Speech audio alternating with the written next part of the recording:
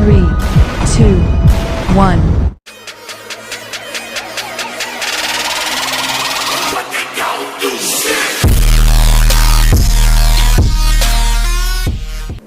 Halo, perkenalkan saya Sulidayo.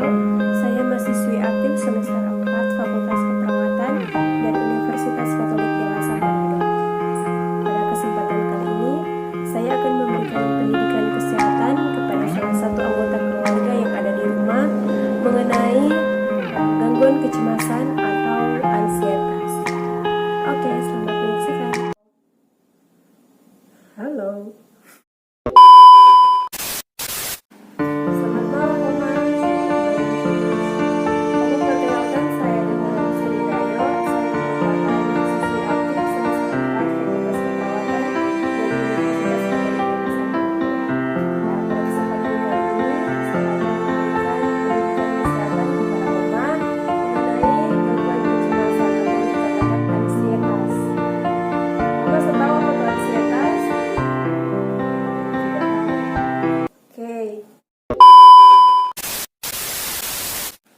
Jadi ansietas itu merupakan perasaan was-was, khawatir, atau tidak nyaman seakan-akan terjadi sesuatu hal yang dirasakan sebagai suatu ancaman.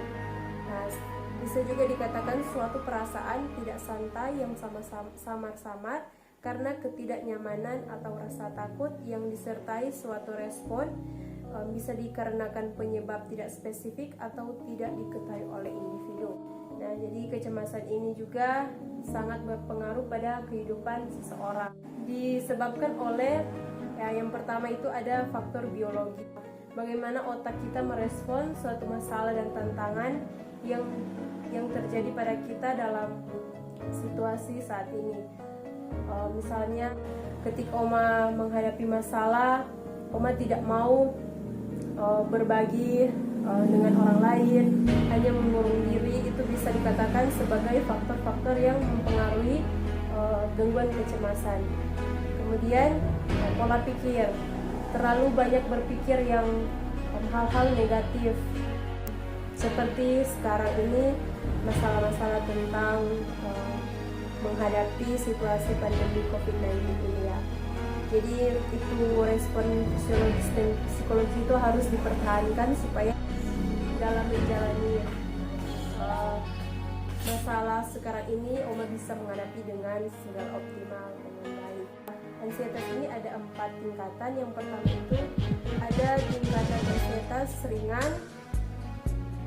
Di sini dikatakan ciri-cirinya seperti sesak nafas pendek, mau menerima rangsangan yang pendek, muka berkerut dan bibir bergetar. Kemudian respon pemikirannya atau kopinya mampu menerima rangsangan yang kompleks. Seperti ya kalau menerima masalah itu masih dapat menerima sebagai sesuatu yang hal kecil, itu dikatakan ansietas ringan. Kemudian ada ansietas sedang. Ansietas sedang ini dia ciri-cirinya sesak nafas pendek, tekanan nadinya naik, mulut kering, diare atau konstipasi, tidak nafsu makan, mual, dan berkeringat.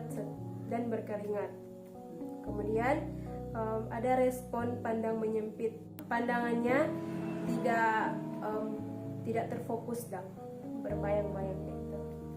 Kemudian ada bicara banyak, seperti yang kalau tahu ya, kalau orang panik so banyak suara toh. Kemudian ada ansietas berat. Ansietas berat ini ada ciri-cirinya nafas pendek, kemudian nadinya juga naik, lapang persepsi sangat sempit ya, itu persepsi yang menyempit dan tidak mau menerima respon-respon dari luar. Kemudian terakhir ada ansietas panik. Ansietas panik ini dia ciri-cirinya ada nafas pendek, kemudian lapang persepsi sangat sempit dan tidak berpikir logis, jadi pikiran so kesana kemari. Kemudian ada mengamuk-ngamuk, marah-marah, dan ketakutan, berteriak, sama dengan gambarnya seperti ini.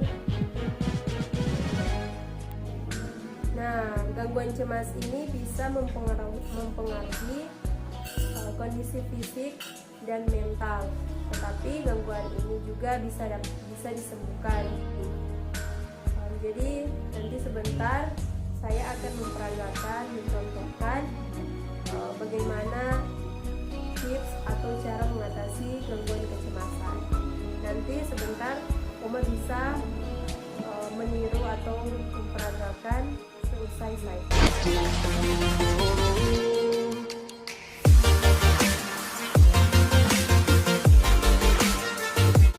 Jadi sekarang adalah tindakan tarik nafas untuk mengatasi gangguan kecemasan jika Oma mengalami.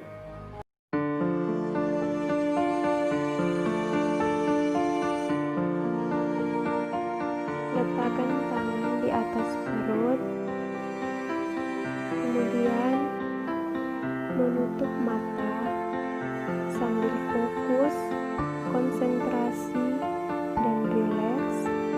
Kemudian tarik nafas secara perlahan-lahan lewat hidung dan hembuskan lewat mulut. Tarik nafas lagi dan hembuskan. Jadi sekarang bagaimana perasaan Oma setelah melakukan teknik relaksasi nafas dalam? Rasa enak.